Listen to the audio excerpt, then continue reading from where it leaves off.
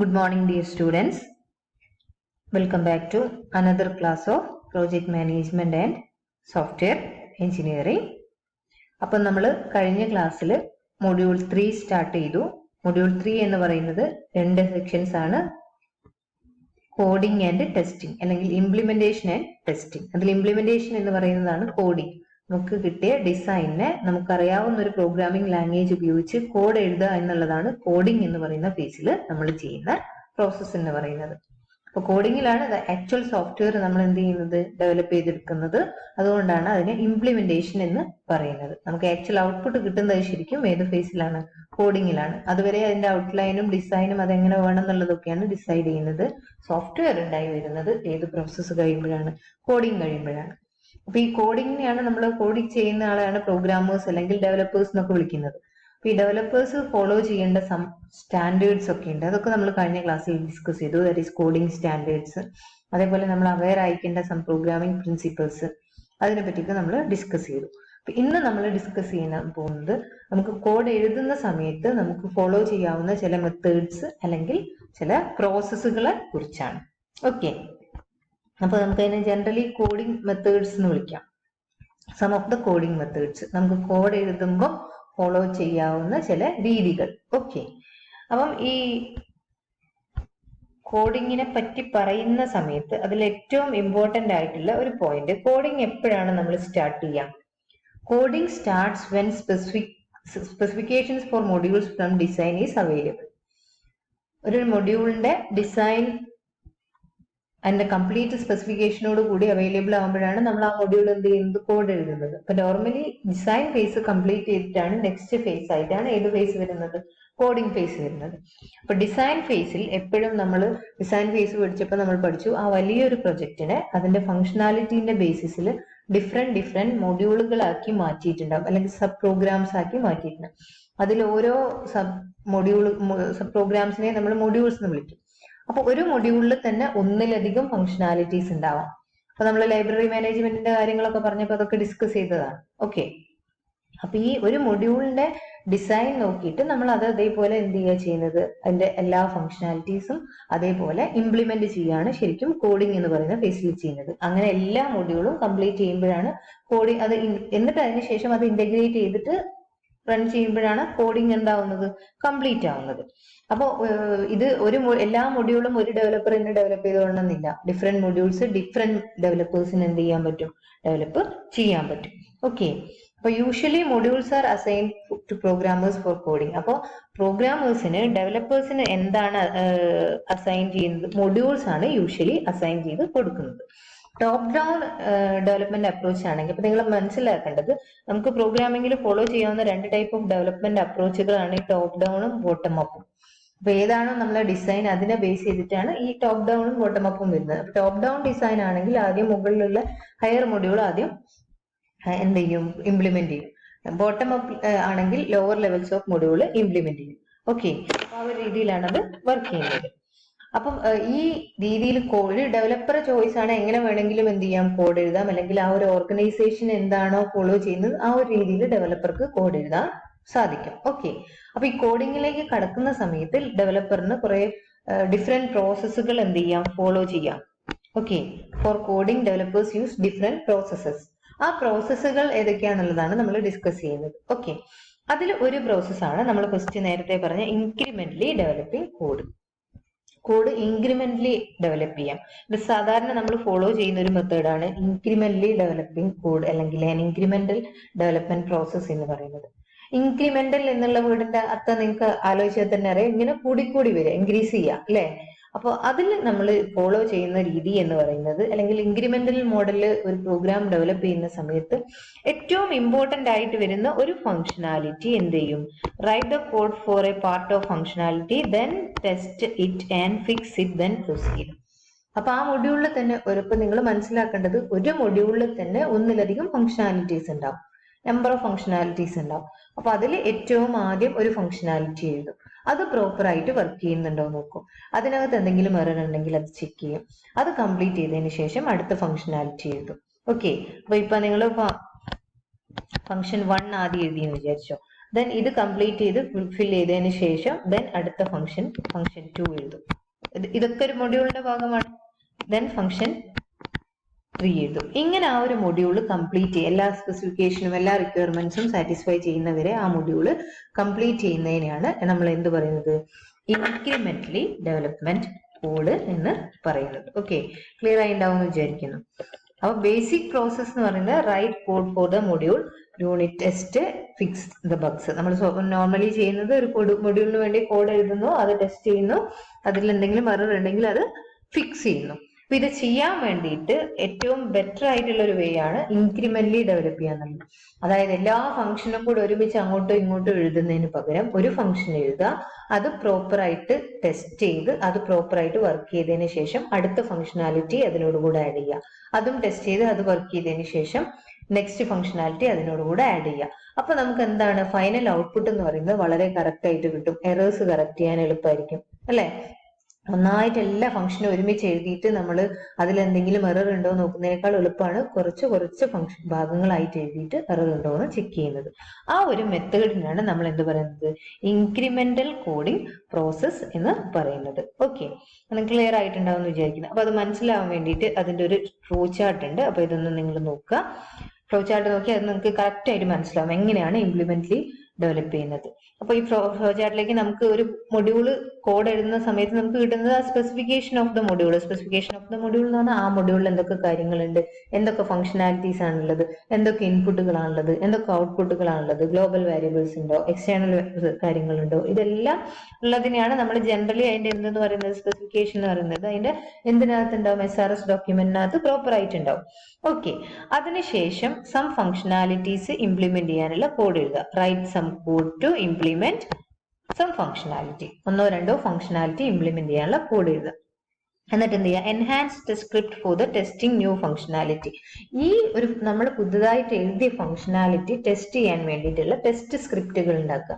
Test script എന്ന് പറഞ്ഞാൽ നിങ്ങൾ മനസ്സിലാക്കുക, നമ്മളൊരു പ്രോഗ്രാം എഴുതി കഴിഞ്ഞാൽ അതിനെ നമ്മൾ ടെസ്റ്റ് ചെയ്ത് നോക്കുന്ന വാല്യൂസിനെയാണ് ടെസ്റ്റ് സ്ക്രിപ്റ്റ് എന്ന് പറയുന്നത്. അപ്പൊ അത് നമ്മൾ എല്ലാ രീതിയിലും നമ്മളത് അതിന്റെ ഇൻപുട്ടുകളും ഔട്ട്പുട്ടുകളും കൊടുത്തു നോക്കണം, പ്രോപ്പറായിട്ട് വർക്ക് ചെയ്യുന്നുണ്ടോ എന്നുള്ളത് നമുക്ക് അറിയണമെങ്കിൽ.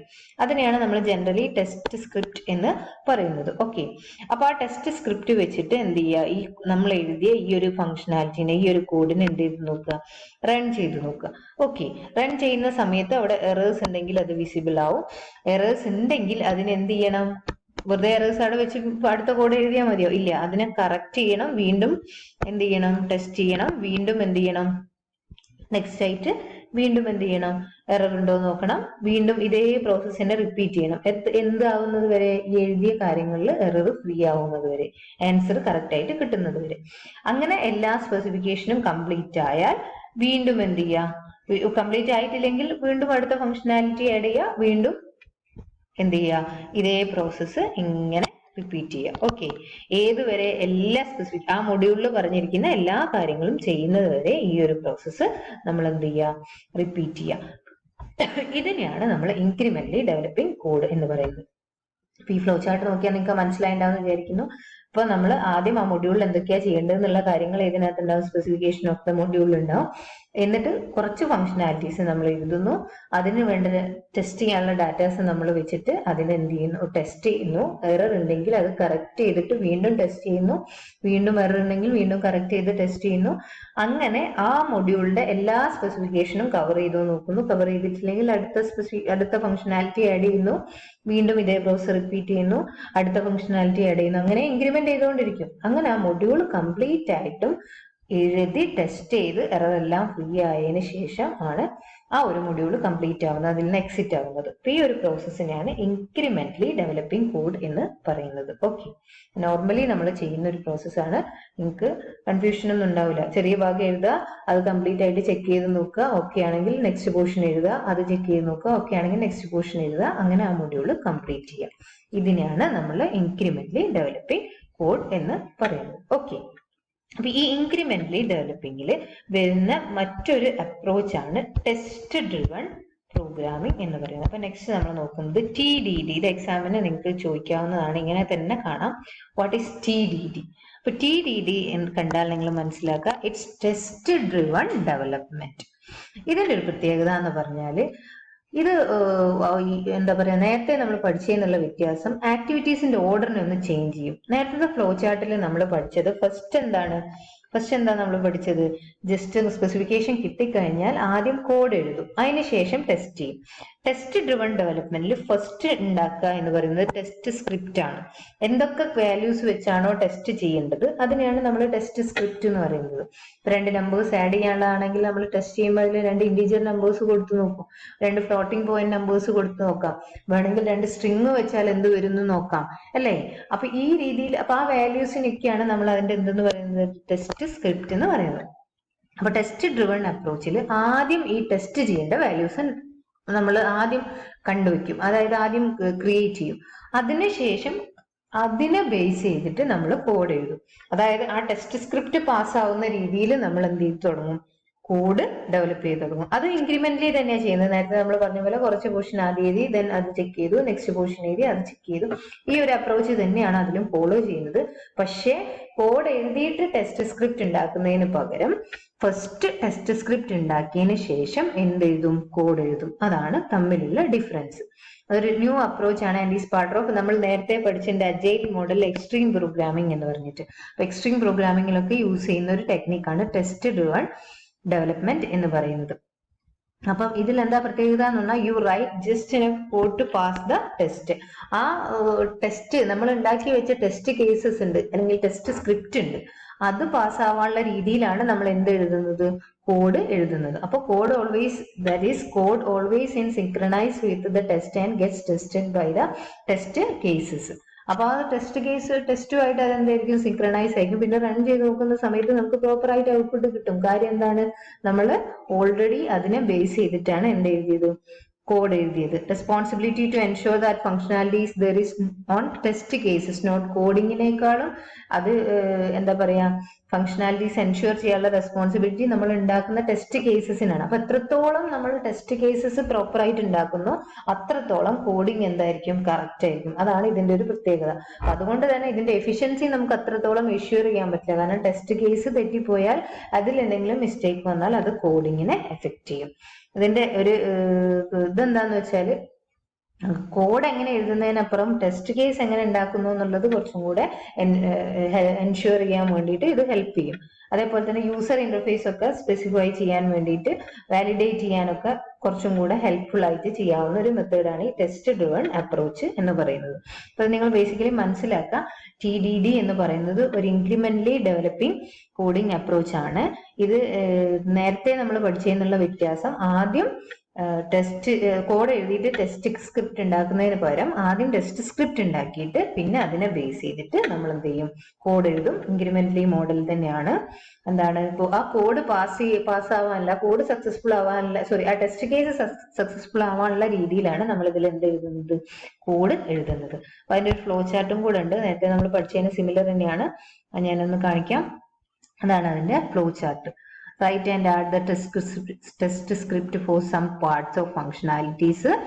Add code to pass the new test case. രണ്ട് കോഡ് എറർ ഉണ്ടെങ്കിൽ നേരത്തെ നമ്മൾ ചെയ്ത പോലെ തന്നെ ഫിക്സ് ചെയ്യും, വീണ്ടും ഇതേ പ്രോസസ് തന്നെ റിപ്പീറ്റ് ചെയ്യും. Does the code require improvement വേണമെങ്കിൽ ആ കോഡിനെ വീണ്ടും ഇംപ്രൂവ് ചെയ്യും, വീണ്ടും ടെസ്റ്റ് ചെയ്യും, വീണ്ടും ഇതേ പ്രോസസ് തന്നെ റിപ്പീറ്റ് ചെയ്യും. ഏതുവരെ, എല്ലാ സ്പെസിഫിക്കേഷനും കവർ ആവുന്നവരെ. അപ്പൊ ഇവിടെയാണ് ഈ ഓർഡറിൽ വ്യത്യാസം വരുന്നത്. ഇവിടെ നമ്മൾ നേരത്തെ പഠിച്ചതിൽ നമ്മൾ ഇവിടെ എന്താ എഴുതിയത്, ആദ്യം കോഡ് എഴുതും. ഇവിടെ അല്ലെ, ഇവിടെ ഈ ഒരു ഏരിയയിൽ നമ്മൾ ആദ്യം പഠിച്ചത്, ഇവിടെ ആദ്യം കോഡ് എഴുതും പിന്നെ ടെസ്റ്റ് സ്ക്രിപ്റ്റ് എഴുതും. ഇവിടെ ചെയ്തത് ആദ്യം ടെസ്റ്റ് സ്ക്രിപ്റ്റ് എഴുതും, പിന്നെ എന്ത് ചെയ്യും, അത് സക്സസ് ആവാനുള്ള രീതിയിൽ എന്ത് എഴുതും, കോഡ് എഴുതും. അതാണ് ഇൻക്രിമെന്റലി ഡെവലപ്പിങ്ങും ടെസ്റ്റ് ഡ്രിവൺ ഡെവലപ്പിങ്ങും തമ്മിലെ വ്യത്യാസം. കറക്റ്റ് ആയിട്ടുണ്ടാവുമെന്ന് വിചാരിക്കുന്നു. മറ്റതില് ഫസ്റ്റ് നമ്മൾ കോഡ് എഴുതും, അതിനുശേഷം ടെസ്റ്റ് സ്ക്രിപ്റ്റ് ഉണ്ടാക്കിയിട്ട് അത് ടെസ്റ്റ് ചെയ്യും. ഇവിടെ ആദ്യം ടെസ്റ്റ് സ്ക്രിപ്റ്റ് ഉണ്ടാക്കും, അതിനുശേഷം അതിനെ ബേസ് ചെയ്തിട്ട് അത് പാസ്സാവാനുള്ള രീതിയിൽ കോഡ് എഴുതും, എന്നിട്ട് റൺ ചെയ്ത് നോക്കും, എറേഴ്സ് ഉണ്ടെങ്കിൽ ഫിക്സ് ചെയ്യും. അപ്പൊ കോഡിൽ ചില ഇംപ്രൂവ്മെന്റ്സ് വരുത്തേണ്ടി വരും, അത് ചെയ്യും. അതിനുശേഷം നമ്മൾ വീണ്ടും അടുത്ത ഫംഗ്ഷനാലിറ്റീസ് ആഡ് ചെയ്യും, ഇതേ പ്രോസസ്സ് റിപ്പീറ്റ് ചെയ്യും. ഏതുവരെ, എല്ലാ സ്പെസിഫിക്കേഷനും കംപ്ലീറ്റ് ആവുന്നത് വരെ. അപ്പൊ ഇതിനെയാണ് നമ്മൾ എന്ത് പറയുന്നത്, ടെസ്റ്റ് ഡ്രിവൺ ഡെവലപ്മെന്റ് എന്ന് പറയുന്നത്. ഇതും ഒരു ഇൻക്രിമെന്റൽ മോഡലാണ്. ഇപ്പൊ 2 പ്രോസസ്സാണ് നമ്മൾ പഠിച്ചത്, ഇൻക്രിമെന്റൽ പ്രോസസ്സും ടെസ്റ്റ് ഡ്രിവൺ പ്രോസസ്സും. രണ്ടും നിങ്ങൾക്ക് മനസ്സിലായിട്ടുണ്ടാവും എന്ന് വിചാരിക്കുന്നു. ഓക്കെ. നെക്സ്റ്റ് നമ്മൾ ഡിസ്കസ് ചെയ്യുന്നത് പെയർ പ്രോഗ്രാമിംഗ് ആണ്. ഇതും ഇൻക്രിമെന്റലി ഡെവലപ്പ് ചെയ്യുന്ന സമയത്താണെങ്കിലും ടെസ്റ്റ് ഡ്രിവൺ അപ്രോച്ച് ഫോളോ ചെയ്യുന്ന സമയത്താണെങ്കിലും നമുക്ക് ഫോളോ ചെയ്യാവുന്ന ഒരു ഡെവലപ്മെന്റ് മെത്തേഡാണ് പെയർ പ്രോഗ്രാമിംഗ് എന്ന് പറയുന്നത്. അപ്പൊ ആ പേരിൽ തന്നെയുണ്ട്. പെയർ എന്ന് പറഞ്ഞാൽ എന്താണ്? രണ്ടുപേര്. അപ്പൊ ഒരു ഇൻഡിവിജ്വൽ ഒരു മൊഡ്യൂൾ എഴുതുന്നതിന് പകരം നോർമലി ഒരു ഓർഗനൈസേഷനിൽ ഒന്നിലധികം ഡെവലപ്പേഴ്സ് ഉണ്ടാവും. അപ്പൊ ഒരു 5 ഡെവലപ്പേഴ്സ് ആണുള്ളതെങ്കിൽ ഒരു പ്രൊജക്ട് ചെയ്യാൻ എല്ലാവർക്കും ആ മൊഡ്യൂൾ ഡിവൈഡ് ചെയ്ത് കൊടുക്കുകയാണ് ചെയ്യുക. അപ്പൊ ഒരാൾക്ക് 1-2 മൊഡ്യൂൾസ് എന്ത് ചെയ്യേണ്ടി വരും? കംപ്ലീറ്റ് ചെയ്യേണ്ടി വരും. അപ്പൊ അങ്ങനെ ചെയ്യുന്നതിന് പകരം, ഒരു ഇൻഡിവിജ്വൽ ചെയ്യുന്നതിന് പകരം രണ്ടുപേരും കമ്പൈൻഡ് ആയിട്ട് ഒരു പ്രോഗ്രാം അല്ലെങ്കിൽ ഒരു മൊഡ്യൂൾ പ്രോഗ്രാം ചെയ്യാം. അതിനെയാണ് പെയർ പ്രോഗ്രാമിംഗ് എന്ന് പറയുന്നത്. Also a coding process that has been proposed as key practice in XP. Extreme പ്രോഗ്രാമിംഗിൽ തന്നെ വരുന്ന ഒരു പ്രാക്ടീസ് ആണ് ഈ പെയർ പ്രോഗ്രാമിംഗ് എന്ന് പറയുന്നത്. Code is written by pair of programmers rather than individuals. Individuals എഴുതുന്നതിന് പകരം എന്ത് ചെയ്യുക? കോഡ് ഒരു പെയർ ഓഫ് പ്രോഗ്രാമേഴ്സ് എഴുതുക. അതിനെയാണ് നമ്മൾ പെയർ പ്രോഗ്രാമിംഗ് എന്ന് പറയുന്നത്. അപ്പൊ ഇതിന്റെ ഒരു അഡ്വാൻറ്റേജ് എന്താണെന്ന് വെച്ചാൽ, the pair together design algorithm, data structure, strategies etcetera. ഇപ്പൊ രണ്ടുപേരുടെ ലോജിക് ഉണ്ടാവും, അല്ലെങ്കിൽ രണ്ടുപേരുടെ ഐഡിയ ഉണ്ടാവും. അൽഗോരിതം ഡിസൈൻ ചെയ്യുമ്പോഴാണെങ്കിലും, ഡാറ്റ സ്ട്രക്ചർ ഡിസൈൻ ചെയ്യുമ്പോഴാണെങ്കിലും, സ്ട്രാറ്റജീസ് ഡിസൈൻ ചെയ്യുമ്പോഴാണെങ്കിലും, അതേപോലെ തന്നെ അത് ഇംപ്ലിമെന്റ് ചെയ്യുന്ന സമയത്ത്, കോഡിംഗ് ലെവലിൽ കൂടെ എഴുതുന്ന സമയത്തും എല്ലാം രണ്ടുപേരുടെയും കൂടെ എന്തുവരും? സജഷൻസും അവരുടെ രണ്ടുപേരുടെയും എബിലിറ്റിയും അതിൽ വരും എന്നുള്ളതാണ് അതിന്റെ ഒരു അഡ്വാൻറ്റേജ്. പിന്നെ കോഡിങ്ങിലേക്ക് കടക്കുന്ന സമയത്ത് ഒരാൾക്ക് കോഡ് എഴുതുന്ന സമയത്ത് അടുത്ത ആൾക്ക് അത് കറക്റ്റ് ആയിട്ട് എന്ത് ചെയ്ത് നോക്കാം? റിവ്യൂ ചെയ്ത് നോക്കാം. എന്തെങ്കിലും ടൈപ്പിംഗ് മിസ്റ്റേക്ക് ഉണ്ടോ, കോമൺലി വരുന്ന എന്തെങ്കിലും എറേഴ്സ് അതിൽ വരുന്നുണ്ടോ എന്ന് അപ്പൊ തന്നെ ടൈപ്പ് ചെയ്യുമ്പോൾ തന്നെ അത് നമുക്ക് മിസ്റ്റേക്ക് കണ്ടുപിടിക്കാനും എളുപ്പം കറക്റ്റ് ചെയ്യാനും പറ്റും. ഫോർ എക്സാമ്പിൾ, നിങ്ങൾ ലാബിൽ രണ്ടുപേര് വെച്ചിട്ടാണ് ഇരിക്കുന്നത്. അപ്പൊ രണ്ടുപേരും ആ കോഡിങ്ങിൽ ആക്റ്റീവ് ആയിട്ടുള്ള ആളാണെങ്കിൽ രണ്ടുപേർക്കും എന്തായാലും ഒരുമിച്ച് ടൈപ്പ് ചെയ്യാൻ പറ്റില്ല. അപ്പൊ ഒരാൾ ടൈപ്പ് ചെയ്യുന്ന സമയത്ത് മറ്റേ ആൾക്ക് അത് എന്ത് ചെയ്യാം? പ്രോപ്പറായിട്ട് റിവ്യൂ ചെയ്യാം. അത് കഴിഞ്ഞിട്ട് ഒരു ഫംഗ്ഷനാലിറ്റി കഴിഞ്ഞ് അടുത്ത ഫംഗ്ഷനാലിറ്റി വരുമ്പോൾ അടുത്ത ആൾ ടൈപ്പ് ചെയ്യുന്ന സമയത്ത് മറ്റേ ആൾക്ക് എന്ത് ചെയ്യാം? റിവ്യൂ ചെയ്യാം. അതിങ്ങനെ എന്താ പറയാ, റൊട്ടേറ്റ് ചെയ്യാം. എല്ലാം ഒരാൾ തന്നെ ടൈപ്പ് ചെയ്യണമെന്നില്ല. കുറച്ച് ഭാഗം ഒരാൾ ടൈപ്പ് ചെയ്യുന്നു, മറ്റേ ആൾ റിവ്യൂ ചെയ്യുന്നു. കുറച്ച് ഭാഗം മറ്റേ ആൾ ടൈപ്പ് ചെയ്യുന്നു, ഇയാൾ റിവ്യൂ ചെയ്യുന്നു. അപ്പൊ ഈ ഒരു രീതിയിൽ പ്രോഗ്രാമിംഗ് നടത്തുന്നതിനാണ് നമ്മൾ എന്ത് വിളിക്കുന്നത്? പെയർ പ്രോഗ്രാമിംഗ് എന്ന് പറയുന്നത്. ഓക്കെ. അപ്പൊ ഇതിൽ എന്താ മെയിൻ അഡ്വാൻറ്റേജ് എന്ന് പറഞ്ഞാൽ, errors are pointed out and together solutions are formulated. Errors correct ആയിട്ട് പോയിന്റ് ചെയ്യാൻ പറ്റും. സൊല്യൂഷൻസ് ഉണ്ടാക്കാനും വളരെ എളുപ്പമാണ്. കാരണം രണ്ടാളുടെയും കൂടെ ചിന്തയിൽ നിന്ന് സൊല്യൂഷൻസ് ഫോം ചെയ്യാം. Roles are reversed periodically. അപ്പം ഒരു ടൈം പീരീഡ് വെച്ചിട്ട് ഒരാൾ, ഞാൻ നേരത്തെ പറഞ്ഞില്ല, ഈ റിവ്യൂ ചെയ്യുന്നതും കോഡ് എഴുതുന്നതും അങ്ങോട്ടും ഇങ്ങോട്ടും എന്ത് ചെയ്യാം? റിവേഴ്സ് ചെയ്യാം. Okay. pair programming has continuous code review and reviews are known to be effective. അപ്പോൾ ഈ റിവ്യൂ വളരെയധികം എഫക്റ്റീവ് ആണ്. നേരത്തെ നമ്മൾ ഡിസ്കസ് ചെയ്തതാണ്. Special conditions are like to be dealt with better and not forgotten. Special കാര്യങ്ങളെല്ലാം കുറച്ചും കൂടെ ബെറ്റർ ആയിട്ട് ഡീൽ ചെയ്യും, മറന്നു പോവില്ല. ഇതിലൊരു ഇഷ്യൂ വരുന്നത് എന്താണെന്ന് വെച്ചാൽ, ownership and accountability issues are also there. ഇപ്പൊ ഈ രണ്ടുപേരും എഴുതിയതാണെങ്കിലും ചിലരുടെ സജഷൻസ്, അപ്പൊ അത് ആര് ചെയ്തു, ആരാണ് അതിന്റെ കോർ ഭാഗം ചെയ്തത് എന്നൊക്കെയുള്ള കാര്യത്തിൽ ഒരു കോൺഫ്ലിക്ട്സ് വരാൻ അതിലൊരു സാധ്യതയുണ്ട് രണ്ടുപേരും ഒരുമിച്ച് പ്രോഗ്രാം എഴുതുന്ന സമയത്ത്. അതാണ് അതിന്റെ ഒരു മെയിൻ ഡ്രോബാക്ക് എന്ന് പറയുന്നത്. ഒരു ഓണർഷിപ്പ് ഇഷ്യൂ ഉണ്ടാവാനുള്ള സാധ്യത ഇതിനകത്തുണ്ട്, പെയർ പ്രോഗ്രാമിനകത്ത്. അത് എന്റെ ഐഡിയ എന്ന് ആർക്കും വാദിക്കാം. ആ ഒരു പ്രശ്നം മാത്രമാണ് അതിനകത്തുള്ളത്. പെയർ പ്രോഗ്രാമിംഗ് കണ്ടു കഴിഞ്ഞാൽ നിങ്ങൾ മനസ്സിലാക്കുക, ഒരു ഇൻഡിവിജ്വൽ ഒരു മൊഡ്യൂൾ കോഡ് എഴുതുന്നതിന് പകരം രണ്ടുപേര് ഒരുമിച്ചിരുന്നിട്ട് ഒരു പ്രോഗ്രാം ഡെവലപ്പ് ചെയ്യുന്നതിനാണ്, അല്ലെങ്കിൽ ഒരു മൊഡ്യൂൾ ഡെവലപ്പ് ചെയ്യുന്നതിനാണ് നമ്മൾ പെയർ പ്രോഗ്രാമിംഗ് എന്ന് പറയുന്നത്. അങ്ങനെ ചെയ്യുന്ന സമയത്ത് ഒരാൾക്ക് അതിന്റെ അഡ്വാൻറ്റേജ് എന്ന് പറയുന്നത്, രണ്ടാൾക്കും അൽഗോരിതം ഡിസൈനിലും ഡാറ്റ സ്ട്രക്ചർ ഐഡന്റിഫിക്കേഷനിലും സ്ട്രാറ്റജീസ് ഐഡന്റിഫിക്കേഷനിലും ഒക്കെ ഇൻവോൾവ് ചെയ്യാൻ പറ്റും. പിന്നെ കോഡിങ്ങിലേക്ക് കടക്കുന്ന സമയത്ത് ഒരാൾക്ക് കോഡ് എഴുതുമ്പോൾ മറ്റേ ആൾക്ക് അത് പ്രോപ്പറായിട്ട് റിവ്യൂ ചെയ്യാം. അപ്പൊ എറേഴ്സ് ഒക്കെ ഏർലി തന്നെ ഡിറ്റക്ട് ചെയ്യാനും അത് ഫിക്സ് ചെയ്യാനും പോയിന്റ് ഔട്ട് ചെയ്യാനും ഒക്കെ സാധിക്കും. അതേപോലെ ഈ റോൾസ്, ഒരാൾ കോഡ് എഴുതാൻ എപ്പോഴും ഒരാൾ തന്നെ കോഡ് എഴുതണമെന്നില്ല. നെക്സ്റ്റ് ആൾക്ക് കോഡ് എഴുതാം, മറ്റേ ആൾക്ക് റിവ്യൂ ചെയ്യാം. അപ്പൊ ഇങ്ങനെ റിവേഴ്സ്ലി അത് റിവേഴ്സ് ചെയ്യാൻ പറ്റും ആ റൂള്. പിന്നെ കോഡ് റിവ്യൂ ഉള്ളത് കൊണ്ട് തന്നെ വളരെ എഫക്റ്റീവായിട്ട് റിവ്യൂസ് ഈ ഇതിൽ നടക്കുന്നുണ്ട്. അപ്പൊ അതുകൊണ്ട് തന്നെ എറർ ഫിക്സിങ്ങും എറർ കറക്ഷനൊക്കെ കുറച്ചും കൂടി ഈസി ആയിരിക്കും. സ്പെഷ്യൽ കണ്ടീഷൻസ് ഒക്കെ കറക്റ്റായിട്ട് ഓർമ്മിച്ച് വെക്കാൻ വേണ്ടി സാധിക്കും. മെയിൻ പ്രോബ്ലം എന്ന് പറയുന്നത് ഓണർഷിപ്പ് ആൻഡ് അക്കൗണ്ടബിലിറ്റി ഇഷ്യൂ ആണ്. അതായത് ആരാ എഴുതി എന്നുള്ള ആ ഒരു പ്രോബ്ലം അവിടെ വരാൻ വളരെയധികം സാധ്യതയുണ്ട്. ഇതാണ് പെയർ പ്രോഗ്രാമിംഗ്. ഓക്കെ, അപ്പൊ ഇന്ന് നമ്മൾ ഇത്രയും ഡിസ്കസ് ചെയ്യാൻ ഉദ്ദേശിക്കുന്നുള്ളൂ. നമ്മൾ പറഞ്ഞ കാര്യങ്ങൾ 3 ടൈപ്പ് ഓഫ് ഡെവലപ്മെന്റ് പ്രോസസ്സുകളാണ്. അതിൽ ഡെവലപ്മെന്റ് പ്രോസസ് ആയിട്ട് നമ്മൾ പറഞ്ഞത് ഇൻക്രിമെന്റൽ മോഡലാണ്. അതിന്റെ തന്നെ ഒരു ടൈപ്പ് ഓഫ് മോഡലാണ് TDD അല്ലെങ്കിൽ ടെസ്റ്റ് ഡ്രിവൺ മോഡലും. അതേപോലെ അതിൽ അപ്രോച്ച് ചെയ്യാവുന്ന ഒരു മെത്തേഡാണ് പെയർ പ്രോഗ്രാമിംഗ് എന്ന് പറയുന്നത്. അപ്പൊ ഇതെല്ലാവരും കംപ്ലീറ്റ് ആയിട്ട് മനസ്സിലാക്കുക, നോട്ട് എഴുതുക. നമ്മൾ നോർമലി പ്രോഗ്രാം എഴുതുമ്പോൾ ഫോളോ ചെയ്യുന്ന കുറച്ച് മെത്തേഡ്സ് ഒക്കെ തന്നെയാണ് ഇത്. നോട്ട് എഴുതുക, സബ്മിറ്റ് ചെയ്യുക. ബാക്കി നമുക്ക് നെക്സ്റ്റ് ക്ലാസ്സിൽ എടുക്കാം. അപ്പൊ ഇന്ന് പറഞ്ഞ കാര്യങ്ങൾ നിങ്ങൾക്ക് കറക്റ്റായിട്ട് മനസ്സിലായിട്ടുണ്ടാവും എന്ന് വിചാരിക്കുന്നു. എല്ലാവരും സേഫ് ആയിട്ടിരിക്കുക. ഓക്കെ, നെക്സ്റ്റ് ക്ലാസ്സിൽ കാണാം. Thank you.